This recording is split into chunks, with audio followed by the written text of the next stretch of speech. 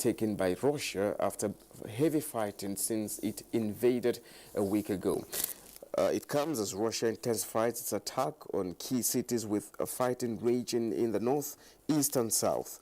Its mayor, Igor Koliev, said Russian troops had forced their way into the city council building and imposed a curfew on residents.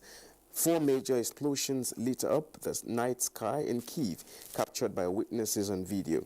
The United Nations says 1 million refugees have now fled Ukraine to neighboring countries as the International Criminal Court opens an investigation into potential war crimes by Russia in Ukraine. In the meantime, 141 countries in the United Nations General Assembly have overwhelmingly voted to reprimand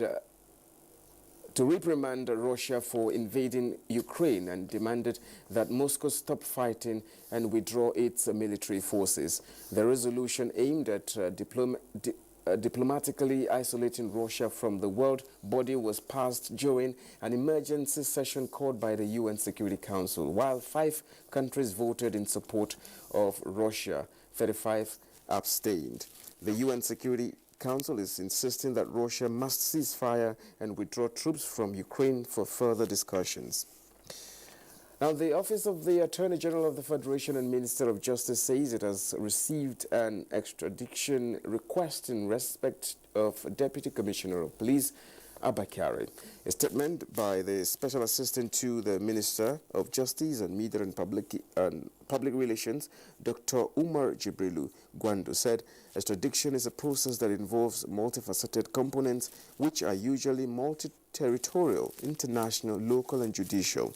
It said submission of requests from the concerned party to the relevant authorities constitutes one of such components.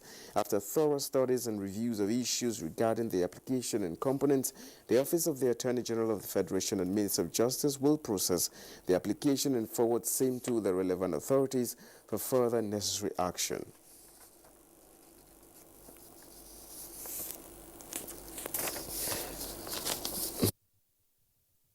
Now, the needed change and transformation in the civil service have come. These are the words of the head of civil service of the Federation, Folashade Yemieson, at the graduation of AIG Public Leaders Program. The training was in partnership with AIG Imokwete Institute and the University of Oxford's Blavating School of Government. Olumayoma Idowu is an NTA staff who has been with the organization for 13 years and happens to be one of the 49 participants of the AIG Public Leaders Program, whose project, Harnessing Technology in Broadcasting, made the final 5. And those are the stories trending at this time. Thank you so much for watching. My name is Justin Bemunyi.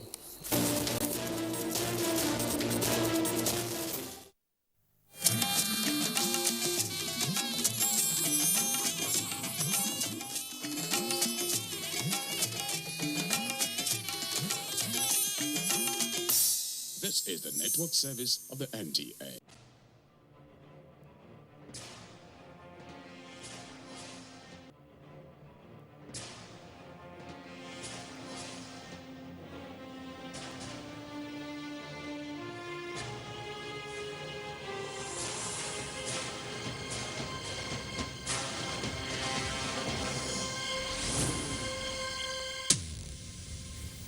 Hello, thank you very much for joining us. This is Platform. I'm Ruth Aguela.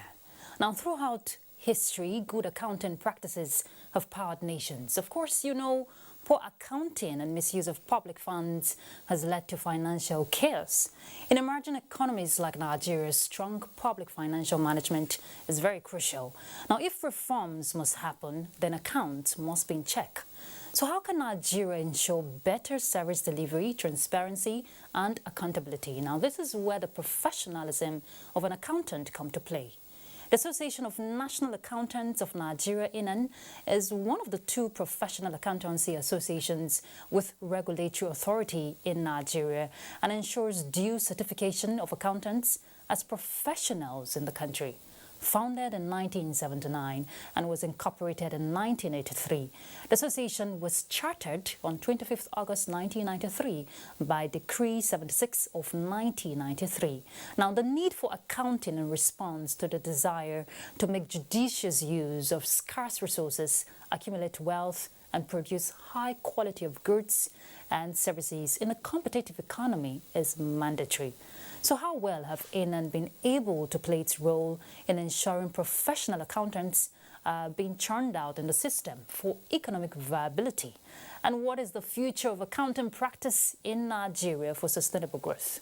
Our focus on platform today is the role of accountancy in the management of scarce resources, and our guest is the President, Association of National Accountants of Nigeria, Professor Benjamin Chuka Osisioma. Thank you very much for joining us, Prof. Thank you very much, and welcome, viewers. All right, I'll take you through a bit of Prof's profile. He is also the chairman of Council Association of National Accountants of Nigeria, a professor of accountancy, and holds a PhD degree in finance. He's an alumnus of the University of Nigeria, Nsukka. He's a fellow, Association of National Accountants of Nigeria, amongst many professional bodies.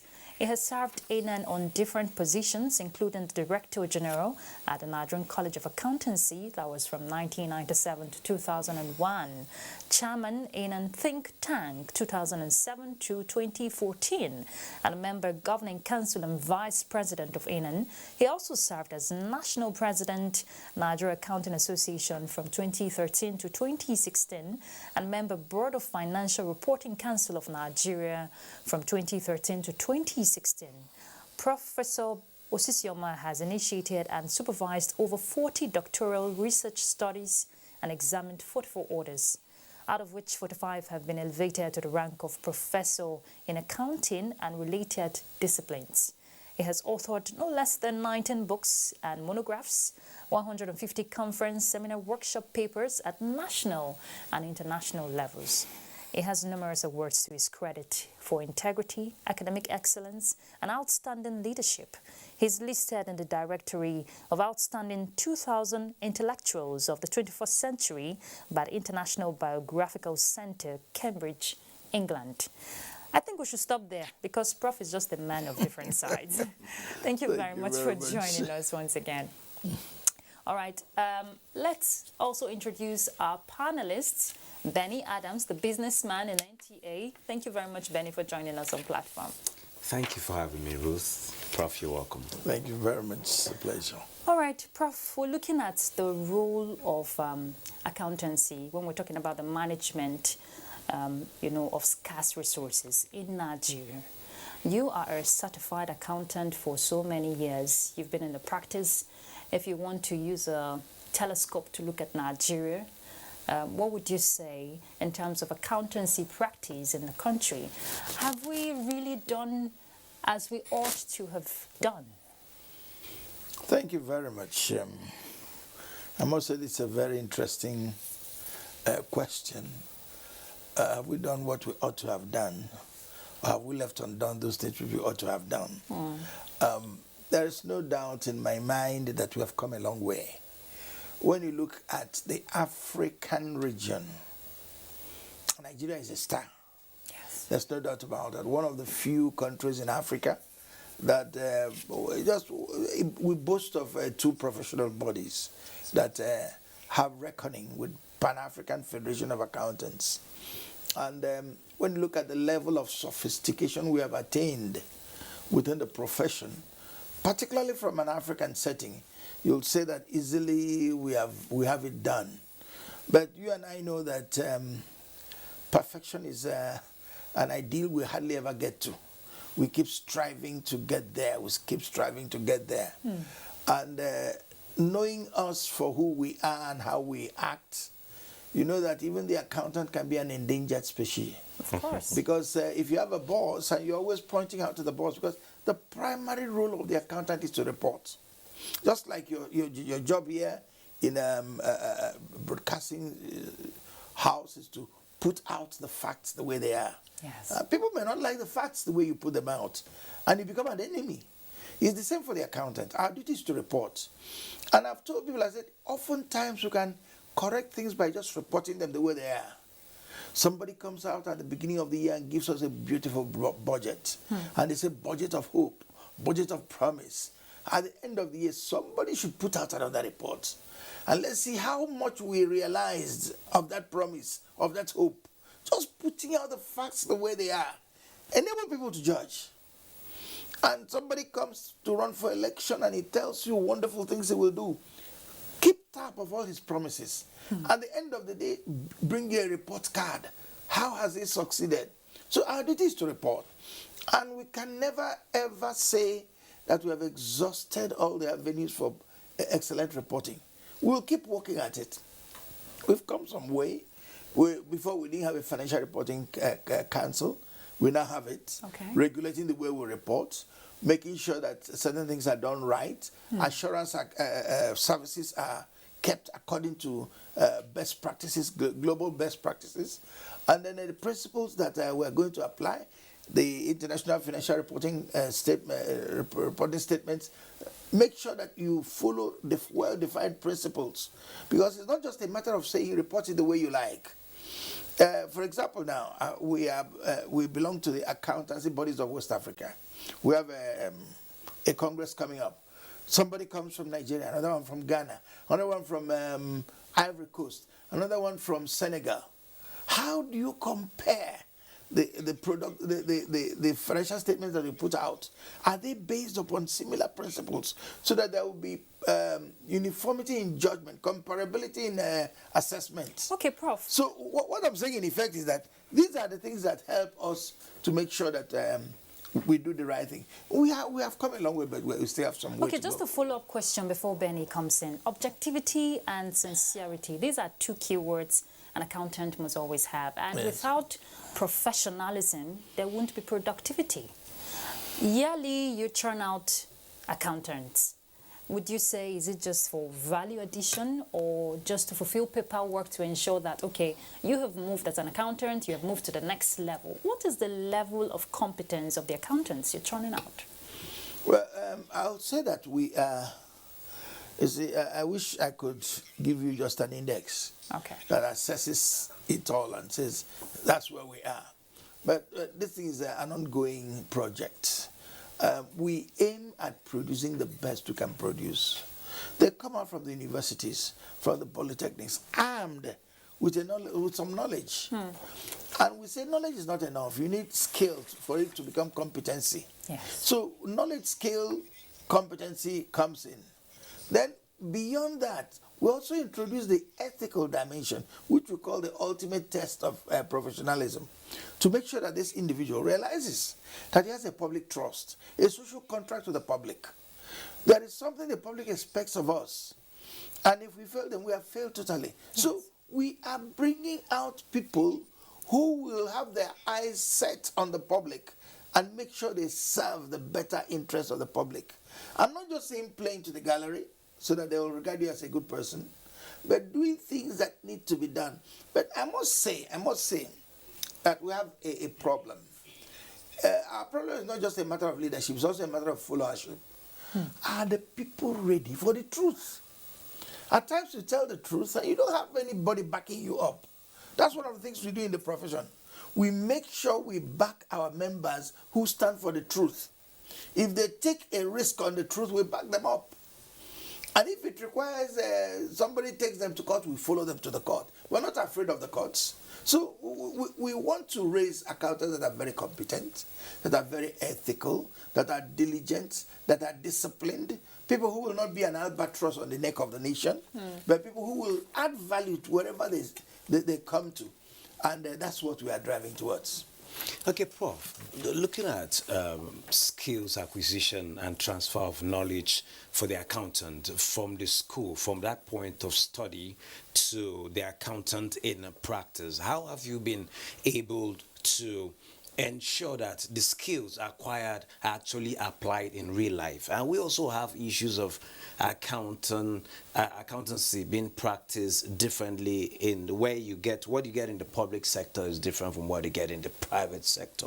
More like, have there been this transition? Where is the place of innovation in all of this? Well, I think you have now the barbarian question. Let me, if I miss out the first one, you just call me back. Okay. Well, definitely the public-private domains, they're slightly different. Take an example. If you're in the public domain, nobody's talking about profit and loss. We're talking about beneficial service. We don't expect you, if a government comes and says we traded with your tax and we made a little profit, we're not impressed. What we're interested in are the routes motorable. Is light on? Do we have buildings, housing for the poor? These are the things we're looking at. And that's where we judge governments. But if it's the private sector, we don't look at profit. But you see, we are now coming to an era. We talk about triple bottom line accounting. We talk about sustainable development. We no longer talk about profit and, we said profit, people, planet. We want a development that is, holistic, covers every area, so that you don't just pursue one course. So when you look at what is happening in the public domain now, there is a growing convergence between public and private sectors. Because what you have in the private sector is primarily the IFRS, released by the IFAC. That's the rule, that's the direction. It gives us direction on what to do in the private sector. Then we have in the public sector the IPSAS. The IPSAS is actually an attempt to apply basic IFRS to public sector establishments. That's why we call it the accruals option. What prevails in the private sector is brought into the public sector. There's a growing convergence. And we have discovered that public sector does better if we use private sector rules to judge them. Why? Because private sector will want to extract every possible benefit from every naira of expenditure. But in the public sector, once you are well positioned, nobody sacks you. You do what you do, and you turn in a very bad report. You still get your promotion. You still keep going up, and so we are where we are. So we discovered that when you merge the two, you get better service, better effort for whatever we do. So there's a great conversion, but there's an earlier issue you raised, which I think I've missed out on. Yes, that we were talking about in real practice of the accountant. How would you assess knowledge, skills acquired to practical application in work area? You see, the accountant, when accounting started, it was purely apprenticeship thing. Just like you didn't need to go to school. All you needed to do was to understudy a master and learn the skills as he's doing it. And that's how most of the professional body started. But we have grown to a point where there's a body of knowledge. Bring it into the university or polytechnic, learn it, get the knowledge, fill your head with the knowledge. Then when you come out, you begin to learn how to apply the knowledge with the requisite skills. And we have a college of accountancy. And one of the things we are doing in that college of accountancy, we bring professionals in the field. But there's a week, they will just come and camp at the college. Monday, somebody will come with papers with which he goes for tax returns and teach them how to file tax returns, how to do this. Tuesday, somebody comes with different practitioners in different areas. Will come and stay with them, spend time with them, so that they see the practical things and learn that at times not all the theory we learn, that's not the way we put it out in the real practice. Yes. You need some skills to communicate these things. And we labor hard at it. They just concluded MCPD we held here in Abuja. We tried to launch our digital hub. And part of it is going through the hub, there is nothing you don't find there. The practitioner will see templates that will enable him carry out his work in practice. You want to file returns, there's a template for that. You want to audit, there's a template. Things like that to help you do your job well. And the student also will see manual, e-books and manuals and modules to study. So we see a merging. We usually say we talk about town and gown. We like marrying the two. Together. That's our joy. And it brings me to digital accountancy, which is where you are right now. Yes.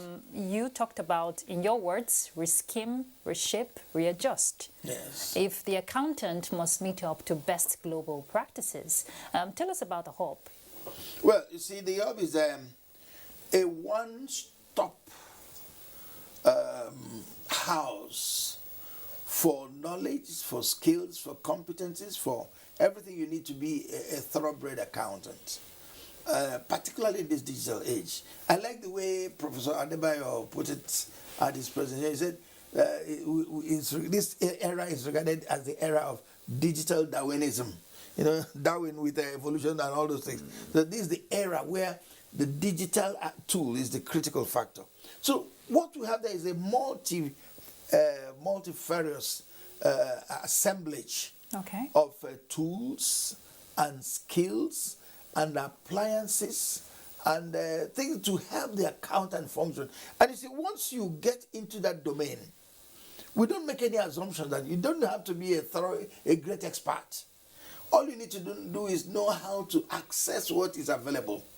We are even providing how to teach our students at the college. When I was coming in as the current president, I threw a challenge to the college. I said, so refine the digital tool that we can increase our student population to over 10,000 so that people can learn in the comfort of their houses, you know, write exams in the comfort of their homes. When we were thinking of this a couple of years ago, it seemed far-fetched. We were discussing with the CPA Ireland, and they were telling us how they have so used the digital tool to conduct exams.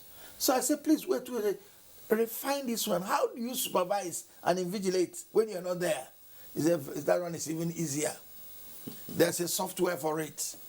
When the student looks too far away from the screen, you say, oh, the computer will warn you. You've done this first time, you've done this second time, the third time, you'll be shut down. And the result will come out. And somehow, once the time to start comes, it comes on. When the time is over, it switches off. So it's self-regulatory. And it's bringing us to a new domain. And we learn to... Maybe the answer to a lot of things we've been contending with as a nation. Okay. Exam malpractice and things like... Okay, aside the exam malpractice angle of it, is the digital hub, it has brought in efficiency in the way accountancy practice should go. How would that go in helping reshape our economy and make it better, more so in this period of a global recovery?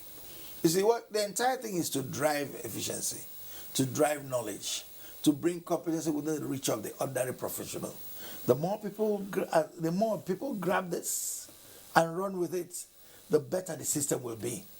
So it's not as if once you have a digital hub, oil will start flowing at the filling station. No, but people who learn from it can apply those principles at their place of work. You may not be an accountant, but there's a principle underlying the digital hub that can still make your work as a broadcaster better.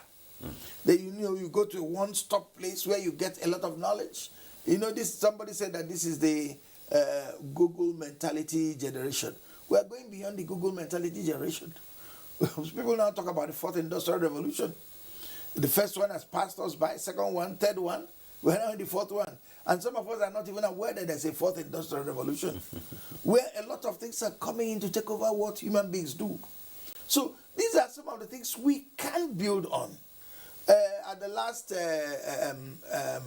PAFA conference we had at Maputo, Mozambique, that was what the Congress was on. Fourth Industrial Revolution. Where is Africa in it all? We have a design, Africa by 2063. Where are we now? How are we poised to build on these things? So we're hoping that this type of thing will bring us into the mainline of the development, so it will not be left behind. Nobody's waiting for us. Because, Prof, you're right. We have emerging technologies, and it's not about theory but practice. And the goal is to ensure advancement of accounting practice, both in the public and private sector. If you're looking at high standard quality of accounting practice in Nigeria, it's one thing to have these accountants, having the capacity and the requisite skills, and it's another thing to have the right environment for professional bodies to thrive. How do you create a balance? You see, Rome was not built in a day. These things take time. It's an ongoing challenge. At times you discover that you dream the best dreams, make the best plans, and somehow the conditions on the ground frustrate you. I don't want to go into a lot of stories, but I remember when I graduated and entered into the public workplace. The first place I worked as if with the fervency of youth, with that innocence of mind, poured myself into the work and tilted the balance. We were about 6 accountants at that point in time. Made such an impact. And the chief accountant said, "This is wonderful. Upgrade them, promote them." And somebody said, "Here, no promotion, they must stay where they are for 3 years." They talked to the man, said, "Okay, at least give them increments of, some increment to encourage them." They said, "No, they must wait for 1 year, one step." I suddenly said, "Is this what I signed on for? Is this what I am said?" The situation immediately diffused me, all the enthusiasm with which I came in.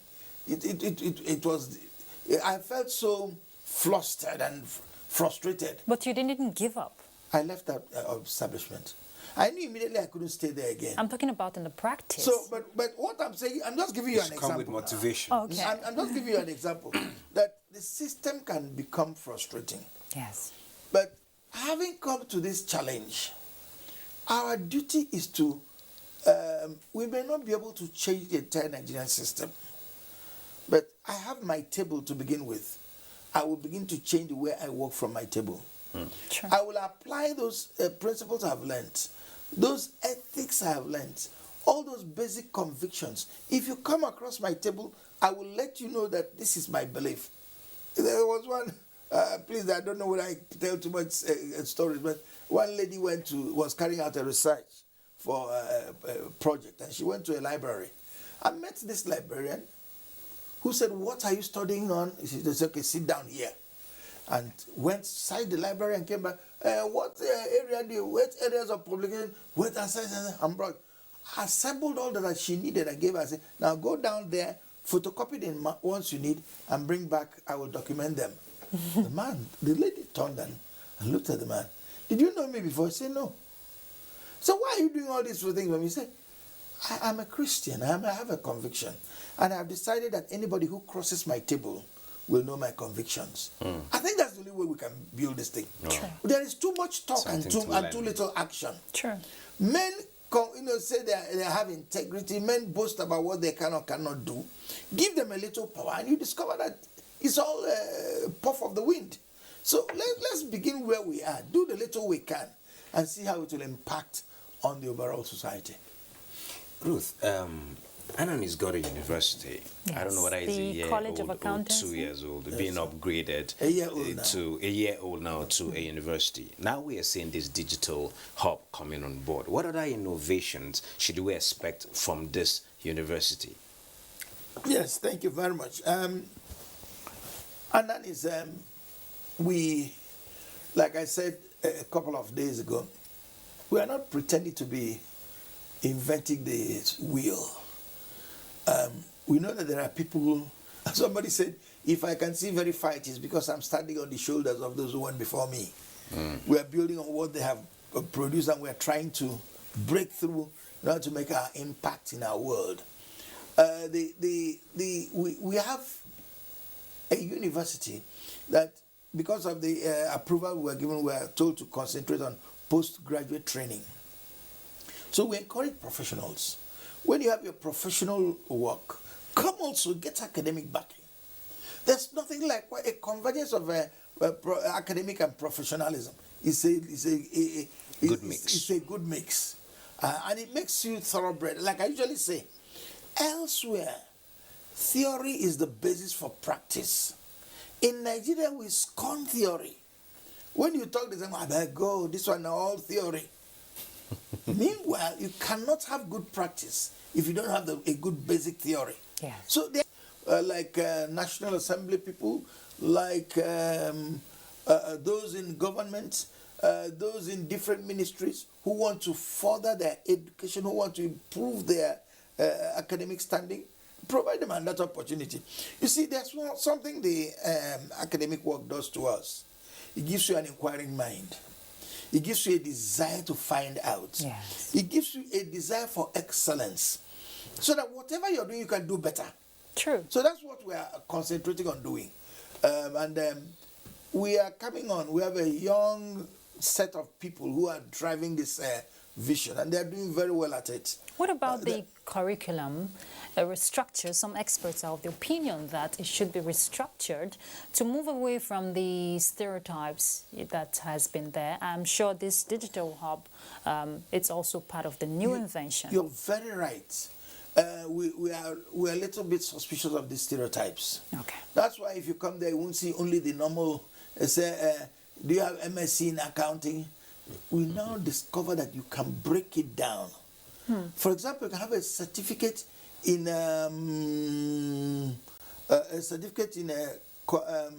fingerprinting. Okay. In recovery of data from child documents. Interesting. Little breaking it down. Okay. Instead of waiting for the entire thing, where you get BSc, this, MSc, that, now break it down and, risk management, little things within the under, and you discover that somebody may come. This is his area of interest. That's one of the things about the American system. And enable you come and drive in and get what you want. And we want to do that. I'm very satisfied with, incidentally, I'm the pro-chancellor of that university, Wow. chairman of the governing council. And we're encouraging them to drive a new agenda for the entire thing.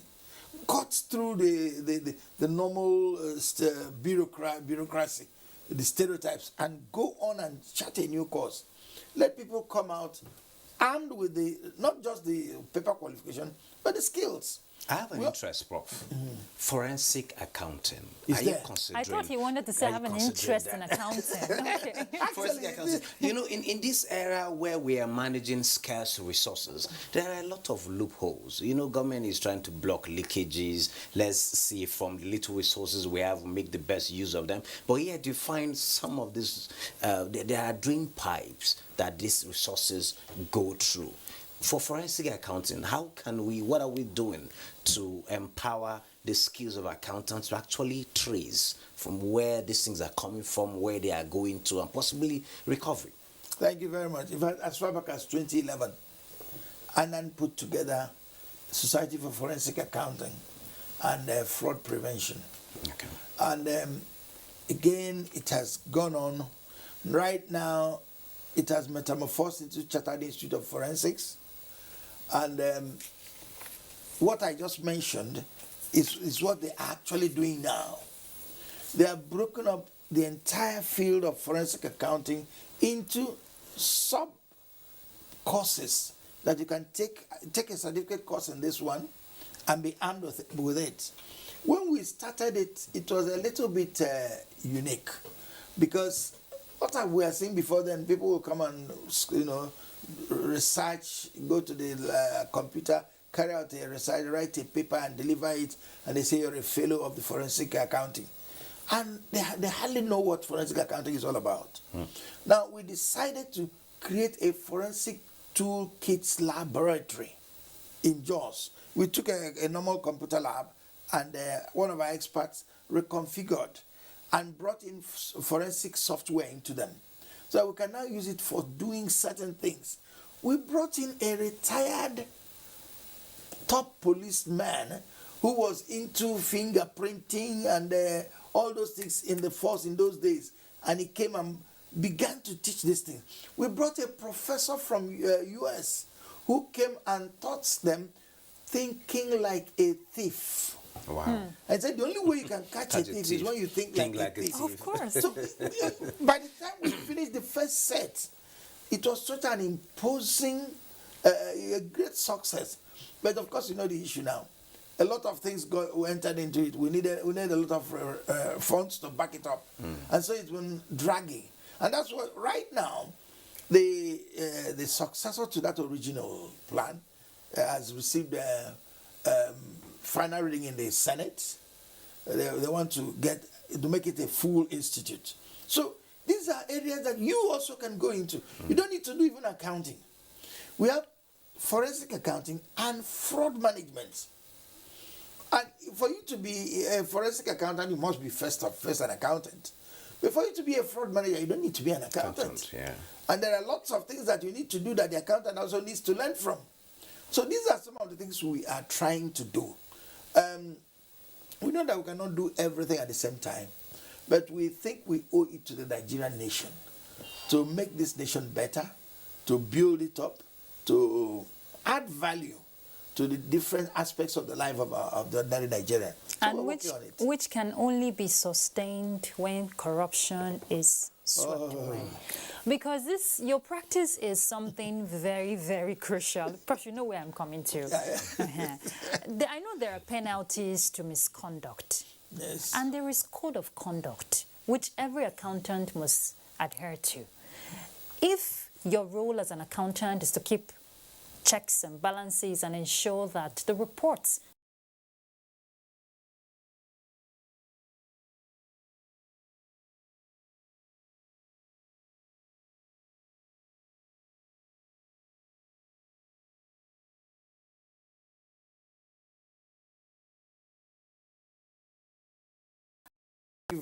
This is anytime we accountants talk, I don't question them about corruption. They've not touched the real nerve, real nerve of the matter, because it's not possible to have corruption without the backing of an accountant.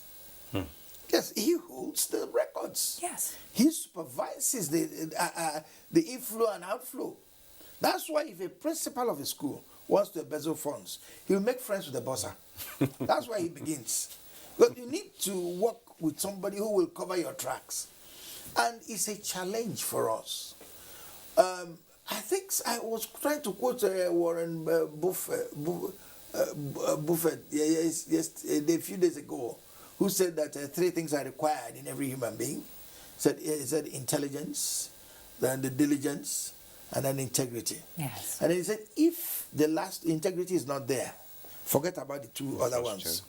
Because if the man does not have integrity, but is intelligent, he's a clever rogue. And he will destroy. No matter how efficient he proves to be, Sure. it will ultimately destroy, because he doesn't have integrity. And integrity is something you cannot force on anybody. It's a character issue. Somebody said talent is a gift, but character is a choice. You make a choice that you don't want to go this way, you want to go this way. Yes. And funny enough, you would think that if we went to church or we went to the mosque, everybody there would have integrity. It's not true. In fact, at times they are more disappointing than any other place. We need to come to the point where the rules cannot completely obliterate fraud, but we try. In fact, one of the projects we have this year, we are putting together an international fraud summit, and we want to involve everybody who is anybody. And we are bringing in, if you know him, Professor Lumumba from Kenya. Yes, The lion. Powerful, the lion. I like that. Yeah. And the man is indeed a lion. People who have spoken with, very, with brutal frankness against, because they're not wicked, they're just telling you what needs to be done. At times you tell the truth and then you become a target. So what we do is we have strict code of ethics. We have strict requirements. And if you infringe those rules, and we get to here, we have the law. Our law also requires that we set up a tribunal. We first of all investigate. Once the investigation is over and we are convinced that there's a possibility of a crime, we set up our tribunal. And the law gives our tribunal the authority of a high court over our members. Wow. They pass verdict. In fact, the only way you can overturn the verdict of our tribunal is to go to court of appeal. You can't go to a high court because they are concurrent jurisdiction. What's the penalty? Anything. We can expel you. We can hand you over to the police for further prosecution if it becomes necessary. and things like that. And of course, doing Nigerians, that's one of the things funny things about us. Somebody is in the wrong, yet he's very bold. Somebody just took us to court. I don't want to give the details before sub judice. Yes. So, but you are definitely in the wrong.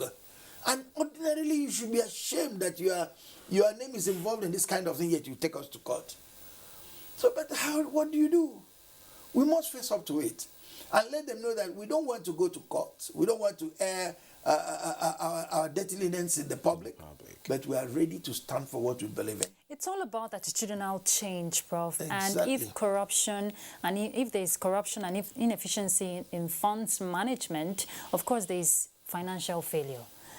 Let's put a searchlight on Nigeria's financial management.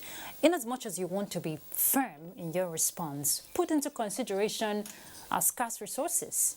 What are your thoughts? Well, one of the things we learn in economics is that in every society, in every human arrangement, there's always scarcity of resources that are worthy of the name.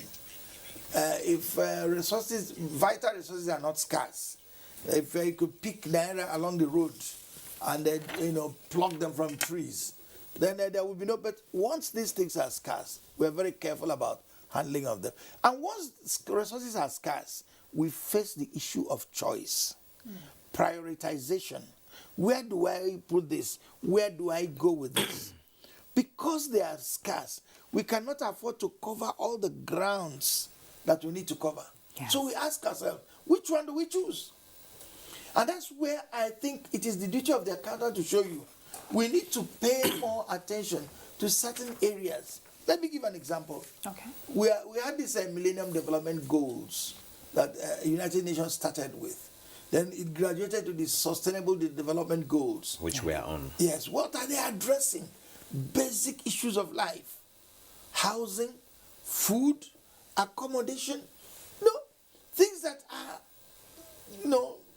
ordinary to our life. To what extent have we made an attempt to provide these things for our people? Can government look back incidentally? During the MDG days, I had a governor in Anambra State in those days who applied himself so diligently to this that the world body could say that it's the state that had the best performance in that area. Address yourself to this issue of poverty. There's no reason why people in Nigeria will not find food to eat. We are a rich country. Yeah. Rich by any standards. Even in our austerity, we are richer than most West African countries. Yeah. So what are we doing with these things? So these are some of the things we should use wisely, use with good economic judgment, use in a matter of balancing, do I go here or do I go there? Use in enabling every area leverage on their strengths to make the society better. Yes. For example, you know that in this issue of poverty, some areas are richer than others. The rich areas, what do we do to make them to contribute more to the central money? Those who are not able to contribute, what do we do so that we don't allow them to lie down wallow in their poverty and let others carry their burden? Revenue mobilization. You must find a way of balancing these things. And you've already mentioned another area that the accountant comes in, revenue mobilization. We look at what we have is like a cake that has been well baked. Tell us how to divide it, so no part will be left out.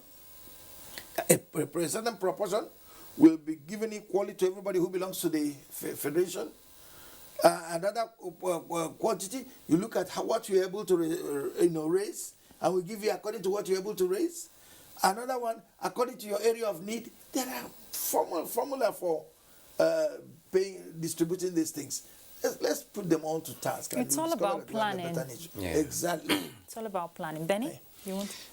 Okay, Prof, you've said so much about what you're trying to do to improve this accountancy practice with the institution that has been there, that has been upgraded to university, is a year on. Any collaborations with partners out there where best practices can actually be brought to bear in your journey to ensuring that you get accountants in Nigeria to move with the trends? Well, thank you very much. We actually have international linkages and affiliations. Who is grown is grown. I think the first one we ever had was the one we had with the Chartered Institute of Management Accountants Global. We signed an MOU with them in Rome, 2014. That same year, we also signed one with it's been going on and on. We have the Institute of Professional Accountants in Australia and Certified Public Accountants of Australia. We have an understanding with, we have had collaborations with ACCA. We have had with even measure of discussions and agreement with the Institute of Chartered Accountants of India. We have worked on all, we have groups elsewhere. They get to know what you're doing and you learn from them and they learn from you. Like when we were interacting with the Indian firm, we discovered that there were certain things they had fashioned from the writings of their members. And these are things that could challenge us to even be more productive in what we are doing. We borrow a leaf from there. And we learned, I remember when we were at Kenya, we went for a Pan-African Federation meeting. We saw a university set up by a Kenyan professional body. But unlike our own, they built this university and handed over to government to run. Because they couldn't run it, probably they couldn't run it themselves. We set up the body and we are running it at our own expense. Talking about running this institution at your own expense, running such institutions is capital intensive. How are you going about that? That's the issue. If you get to Kwal, next to Jos, you'll be surprised at what you see on the countryside there. Billions of naira over time sunk into the place. We just took Governor Solomon La of blessed memory, 148 hectares of land, virgin land. I remember the very first, when I was Director General, then we went there for the first time. It was a canopy that we put to have our first convocation. If you go there now, you'll be surprised. Roads have been built, houses have been built, police posts. We even built a market for the local community because the chief said, I want development to come to my people. That's why I'm welcoming you. And if you'll be surprised at how much we have put in that place, yet we have no support from government on that. How have you managed to do Just that? the money we raise from our members. Okay. We contribute. We have this gigantic office block we had in Lagos. How many floors? Five floors or 4 floors. Over 300 million then, again from our resources. Where we are in Abuja here, a building of 5 floors. We acquired this from our resources. We are now having MCPD, Mandatory Continuing Professional Development. People pay. And from the payments, we do these things. That's why we tell people, put in your money into some good work. So that you look at it and you see what we have done. Right now, we have started, because we have a new university, we are building a new office complex at the permanent site. A gigantic of 3 floors there at Kwal with 2 lifts to operate in that building. So it's not a small building by any standards. Okay, and we are putting in our funds. We raise the funds, we put them in there. And it's from the contribution of members. That's how we do all these things. It's good you're seeing the result of your hard work. Exactly. So, what would you consider the major challenge of accountants in Nigeria, looking at the persons now, and how are bodies like yours assisting them? Well, first of all, I think that accountants in Nigeria need to be careful of something. You know, when we initially, if we look at the history, the Institute of Chartered Accountants of Nigeria was a lone professional body, had a monopoly, 1965, and that monopoly subsisted till 1993 when Annan was chartered. If care is not taken, we will be competing against each other instead of cooperating to build a profession. I said it once to our members, I said, if Annan and ICANN will put their acts together and work for the discipline, not just for individual organizations, we will rule not just Africa, but the global profession. Sorry to cut you, Prof. What's the difference between these two bodies? Chartered and non-chartered? We have and professionals. Actually, Both are chartered. Yes, both both of them are chartered. So for a layman out there, what would you spot as the difference and the need for unity? I'm not even talking of unity really now. I'm talking of not competing against each other. We can Teamwork. cooperate. Teamwork. ICANN was the one that started, like I said, way back, 1965. That's when it received a charter. And ran the way it ran. I don't want to say much because I don't want it to seem as if I'm criticizing sister professional body. But a lot of people were not satisfied with the way things were going. And so they set out to establish an alternative body. And that was how in 1979, January 1, front news item, 2-page publication in Daily Times announcing the formation of a new professional body. That was the beginning of ANAN. Wow. Then ANAN started in 1979, got registered in 1983, got chartered in 1993. And so there's normally competition would start, but we don't have to compete. We have a university. ICANN has also started a university. We have a college. So far, they've not started a college, but these things don't need to be that way. We can learn from each other. We can cooperate with each other. We can work together with synergy to achieve greater results in the Nigerian economy. And I think that's what should be our primary goal. Then, when you talk about challenges that are facing the profession, we must rise up to the challenge of these times. I was reading, I think it was the Abuja Accountancy Bodies of West Africa, one of their outings. They were talking about agile professional bodies and agile accountants. I said, what was this all about? How can an accountant be agile? Or a professional body be agile? And I started studying to know what it was. And I discovered that it refers to our ability to adjust, to be resilient, to, move into new areas in order to meet the challenges of the times. It all boils down to training and retraining if you have to keep up. That's where I'm coming. And also to be prepared. Look at this. We're talking of fourth industrial revolution, robotics, artificial intelligence, Internet of Things, three-dimensional whatever. These are all realities of the present times. Yes. We can learn from each other. We can lay hold of some information we pass on to the other body. The other body can learn something and pass on to this one. And we do it the sky is big enough for every bird to fly. You know, Prof, as you were just talking, something just came to my mind. Accountancy, you've just opened my mind to. I've always known it's an important profession, but how much important it is to the economy. And if you want to look at the scenario in Nigeria, how would you say that relevance has been placed to the profession, especially in the public and private sector? Well, let me tell you the truth that accountants have not always had the respect they deserve. We've not always had that. Briefly, Prof, for that question. Yes, we've not always had the respect we deserve because traditionally accounting is a staff function. A staff function means you have authority to advise, not authority to implement. Okay. We have line function, we have staff function. Accounting is traditionally a staff function.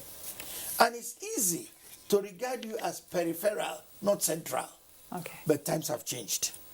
In these times now, we find accountants who are managing directors, who are overall chief executives in big multinationals. And so you discover that the time we've come to a time that the accountant deserves more respect. All right. The accountant deserves to undergo more training in leadership. More training. You see, by our nature, we are very conservative. We are supposed to be protecting your resources. If you have an accountant and every month he comes out with a new car, you will sack him. Because you suspect that your money is going down He's the no drain. longer protecting Yes. the resources. Okay, Prof. That's why Prof, we have to round up. We're out of time. Very briefly. Talking about managing resources, the accountants should not just manage these resources. At the time that we are in our country, being impacted by the coronavirus and rumors of war now and war perhaps, how can, as a professional, how can you advise not just government, people Benny? in place of responsibility to generate revenue to run the system? I don't know how Your Prof will advice. answer that in 30 seconds. Okay, he raised a very important issue. Okay, our briefly, duty is Prof. not only to manage now, but to develop. You see, the development economy is developed economy. We manage, we keep tab of how they are doing. But we must now go into the area of developing, of adding value, of creating new vistas, of showing new directions for the economy. So All that right. the economy will be there. We have something to manage. Indeed. Thank you very much, Prof. I'm afraid we have to leave it there. We're out of our time. Thank you very Professor much. Benjamin Chuka Osisioma. Thank you, President Inan. We've been educated and we wish you the best. We hope that accountants do the needful. All right. Benny Adams, our businessman, thank you very much. Thank you for having me. As a special friend of Annan. Yeah. I'm suspecting Benny wants to become an accountant. All right, so we've been talking about the role of accountancy in the management of scarce resources. It all boils down to accountability, integrity for sustainability. That's Platform. I'm Ruth Aguele. Bye.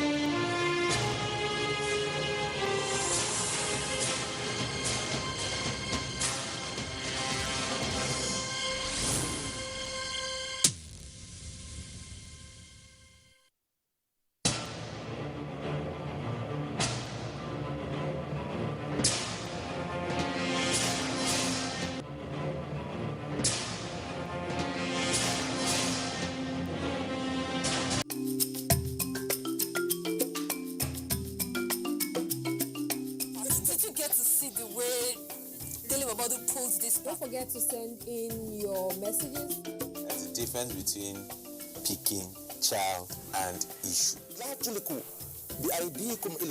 that is can do more with less people. If we have a better way of addressing these issues, taking care of Congratulations, you were able to sign Tilo Werner from RB Leipzig. So you take water before your workout. People have used their phone, using TikTok to do that. So that you protect you that A lot of people don't even have resources.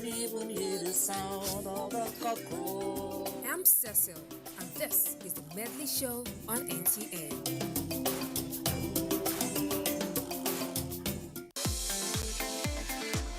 From dusk to dawn, 24 hours a day, NTA International is with you in your living room, office, everywhere and anywhere. We provide the company you desire in terms of balanced and up-to-date news, programs and the best of entertainment. Tune in to DSTV channel 251, GoTV channel 91, Freeview UK channel 264, or you can download www.visiontv.co.uk. App for iOS or Android. You can also see us on Facebook and YouTube for quality content on the go. NTA International, Africa's window to the world.